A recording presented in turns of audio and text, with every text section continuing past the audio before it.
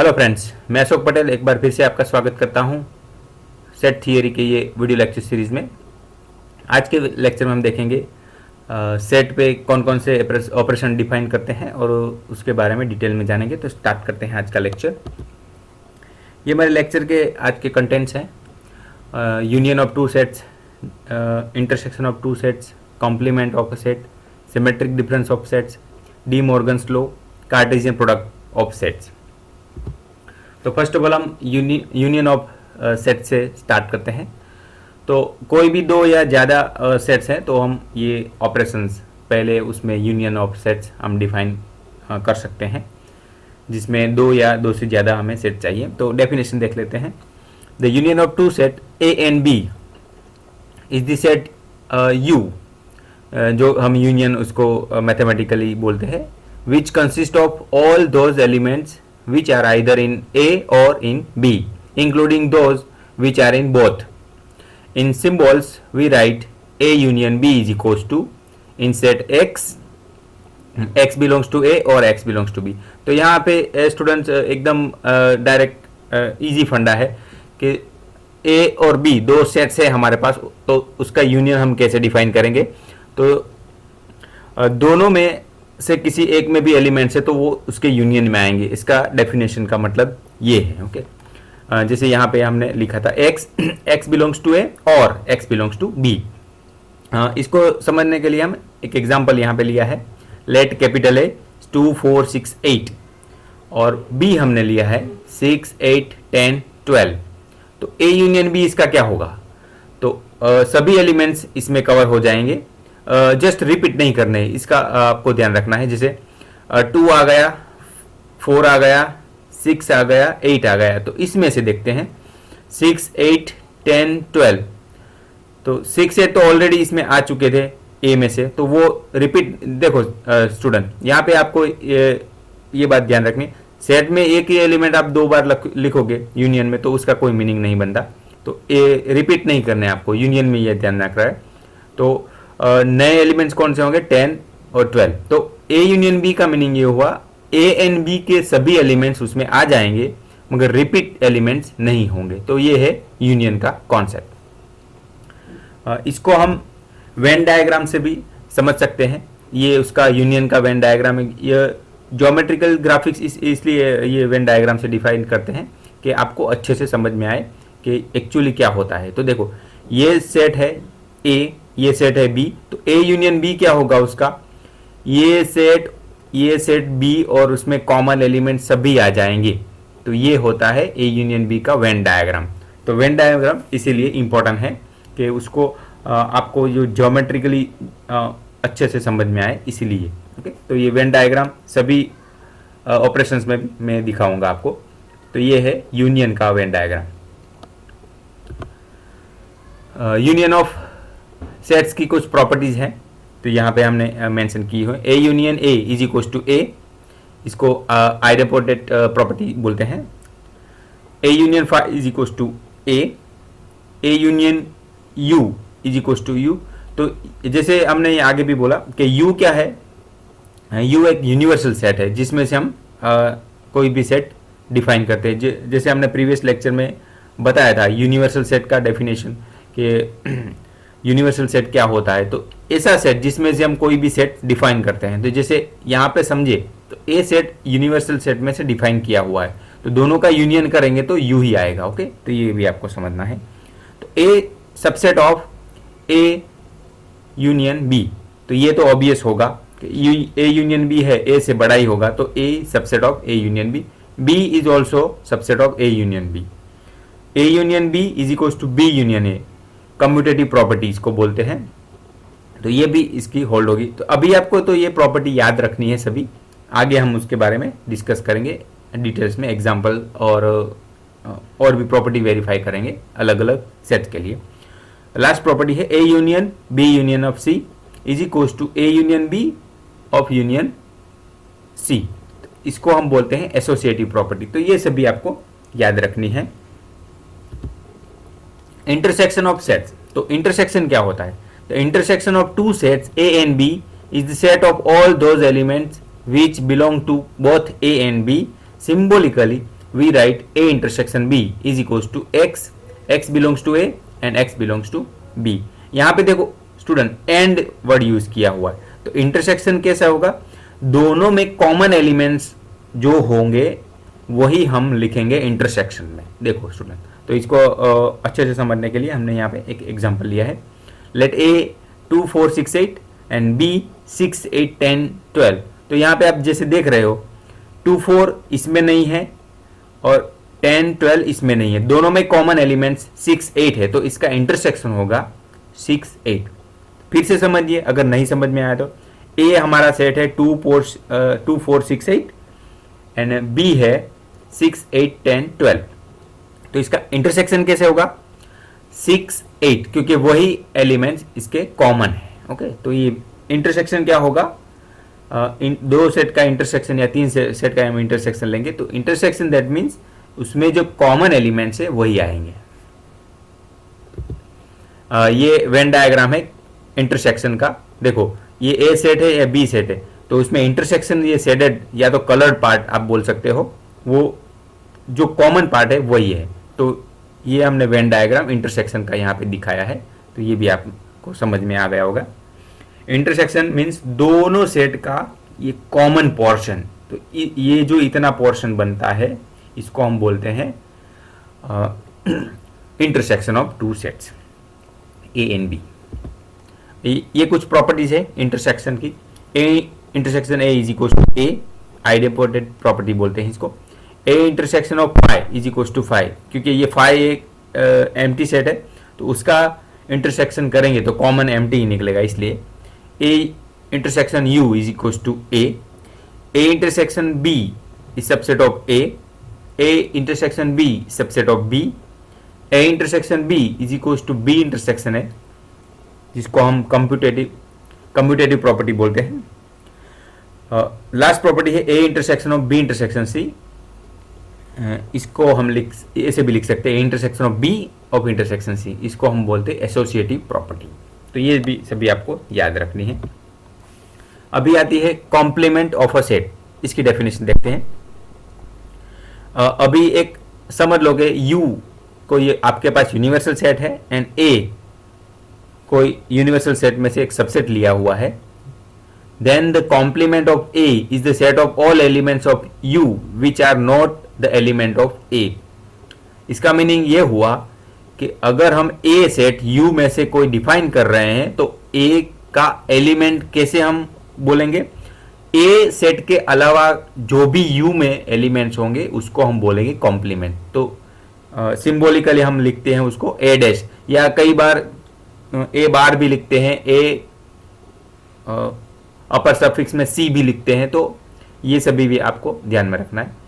तो डिफाइन कैसे होता है मैथमेटिकली, ऐसे भी आप डिफाइन कर सकते हो सेट के फॉर्म में। A dash is equal to X, X belongs to U but X doesn't belongs to A. तो ए में एलिमेंट्स नहीं होंगे, यू में होंगे, तो उसको बोलते हैं हम complement of a set A. Obviously हाँ, तो ये तो बात सीधी है कि ए डैश होगा तो यू माइनस ए होगा, क्योंकि ए में से एलिमेंट्स जो आते हैं वो नहीं लेने हैं, यू वाले लेने हैं। ओके, तो ये हो गया कॉन्सेप्ट ए डैश का। अभी भी नहीं समझ में आया तो देखो एग्जांपल हमने यहाँ पे एक लिया है, यू एक्स यूनिवर्सल सेट लिया है 1 2 3 4 5 6, उसमें से ए सेट हमने यहाँ पे लिया है A36 जो कि इसी के एलिमेंट्स है। अभी ए डैश कैसे डिफाइन होगा, तो देखो फिर से समझिए, ए डैश का मतलब क्या है, ए जो सेट है उसके अलावा के जो एलिमेंट्स है यू में से, तो ए क्या है 1 3 6 और उसके अलावा के एलिमेंट्स 2 4 5 बचे, क्योंकि हमने यहाँ पे 1 3 6 लिए तो 2 4 5 वो बचे तीन एलिमेंट्स इसमें से, तो वो होंगे आपके कॉम्प्लीमेंट। देखो फिर से ए हमारा है 1 3 6, तो उसके अलावा यू में से कौन कौन से एलिमेंट बचते हैं, 1 3 6 को निकाले तो 2 4 5, तो वो हमारा ए डैश या तो कॉम्प्लीमेंट ऑफ अ सेट होगा। The shaded portion in figure 3 indicate the complement of, तो यहाँ पे भी हमने इसका वेन डायग्राम बताने की कोशिश की है। ये ए सेट है, जो ये कलर्ड पार्ट आपको दिख रहा है इसको हम ए डैश बोलेंगे। तो ए सेट है, उसके अलावा यू, ये पूरा जो रेक्टेंगल है उसको हम यू यूनिवर्सल सेट समझेंगे। ए ए सेट है उसका ए डैश, तो ए एलिमेंट्स, ए के एलिमेंट्स छोड़ के जो बाकी जो ये बचता है कलर पार्ट, वो हम उसको बोलेंगे A dash, complement of a set. तो ये हो गया वेन डायग्राम इसका। अभी इसकी कुछ प्रॉपर्टीज है, properties of complement set. A dash of dash is equal to A, means complement का कॉम्प्लीमेंट करेंगे तो वो खुद सेट ही मिलेगा, तो इसको भी हम आइडेम्पोटेंट प्रॉपर्टी बोलते हैं। A intersection of A dash is equal to five, A union A dash is equal to U, five dash is equal to U and U dash is equal to five, ये तो obvious है। A union B intersection of A union B dash is equal to A होता है। A intersection B of union of A intersection B dash is equal to A, ये property भी आपको याद रखनी है। सिमेट्रिक डिफरेंस ऑफ सेट्स, तो ये क्या कॉन्सेप्ट है उसको भी समझते हैं। The symmetric difference of the sets A and B in this order is the set of elements which belong to A और B but not in both. Symbolically we write A delta B. तो इसको हम समझते हैं कि symmetric difference क्या होता है। तो जैसे कि यहाँ पे डेफिनेशन में लिखा है, of the set, symmetric difference of the sets A and B is the order is this set of elements which belongs to A और B but not in both. Means A या तो B में हैं तो चलेंगे, मगर दोनों में कॉमन एलिमेंट्स नहीं होने चाहिए। सिंबॉलिकली हम इसको लिखते हैं ए डेल्टा बी। तो इसको हम कैसे पढ़ सकते हैं, A symmetric difference with B. तो उसको मैथमेटिकली कैसे सेट में लिखते हैं, देखो, A symmetric difference of B is equal to X, X belongs to A union B, जिसको यहाँ पे वर्डिंग में लिख रहा है ए और B, but not in both, means but not X belongs to A intersection B, means union में होने चाहिए, इंटरसेक्शन में नहीं होना चाहिए। तो इसका मीनिंग ये हुआ कि A union B minus A intersection B, वो इंटरसेक्शन वाला पार्ट निकालना पड़ेगा। तो इसको भी अगर सिंप्लीफाई लिखना है तो ऐसा होगा A minus B union B minus ए।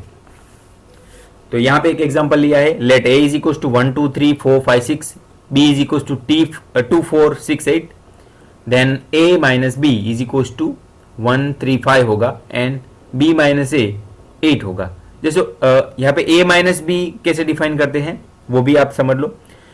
ए में से जो बी, ए बी में से कॉमन एलिमेंट्स आपको निकाल देने हैं। ए एंड बी में जो कॉमन एलिमेंट्स है वो निकाल देने, जैसे 2 निकल गया, 4 है कॉमन वो भी निकल गया, 6 निकल गया।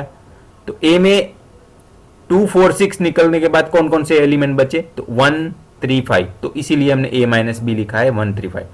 फिर से देख लो, ए माइनस बी में क्या आएगा आंसर, ए एंड बी के कॉमन एलिमेंट्स निकाल देने हैं और जो बाकी बचता है ए में वो लिखेंगे हम ए माइनस बी।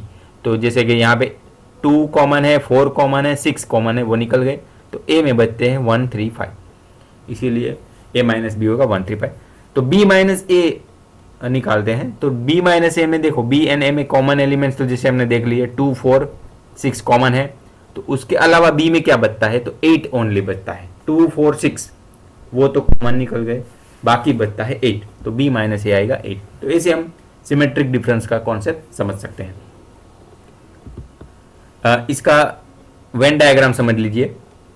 जो ये कलर्ड पार्ट है वो इसका सिमेट्रिक डिफरेंस दिखा रहा है। जैसे मैंने बोला डेफिनेशन में भी कॉमन पार्ट नहीं आएगा, तो ये जो इंटरसेक्शन वाला पार्ट है ए एंड बी वो सिमेट्रिक डिफरेंस में नहीं आएगा, उसके अलावा ए एंड बी के सभी एलिमेंट्स आएंगे। ओके, तो ये बात आपको ध्यान रखिए। सिमेट्रिक डिफरेंस में कौन कौन से एलिमेंट्स आएंगे, ए एंड बी के पूरे एलिमेंट्स, मगर उसके कॉमन एलिमेंट्स नहीं आएंगे। तो ये बात आपको ध्यान में रखनी है। डी मॉर्गन्स लॉ, ये कुछ लॉज है। पहला लॉ यूनियन के लिए, De Morgan's law for union. तो A union of B whole dash is equal to A dash intersection B dash. दूसरा है A intersection B of dash is equal to A dash union B dash. तो ये दोनों भी law बहुत important है। इसके कुछ एग्जाम्पल हम आगे करेंगे आगे लेक्चर्स में। Cartesian product of sets given two non-empty sets P and Q, the Cartesian product is the set of all order pair of elements from P and Q, that means P cross Q। Cartesian product को हम cross से define करते हैं। उसमें कैसे define होगा, तो उसमें ऐसे ऑर्डर पेयर में आपको लिखना है ब्रैकेट में P, Q। तो P एलिमेंट्स P में से आएंगे, Q एलिमेंट्स Q में से आएंगे। इफ आइदर P और Q is the null set then P cross Q will also be empty set. Obvious, जाहिर सी बात है ना, जब दो हम उसका प्रोडक्ट ले रहे हैं, दो में से एक भी सेट में कुछ नल सेट है, नल सेट का मीनिंग क्या होता है, कुछ भी एलिमेंट्स उसमें नहीं होते, तो उसका क्रॉस प्रोडक्ट हम कैसे कर पाए, नहीं कर पा रहे, तो इसीलिए लिखा है इफ आइदर P और Q is the null set then P cross Q will also be empty set. इसको हम P cross Q is equal to 5 लिखते हैं।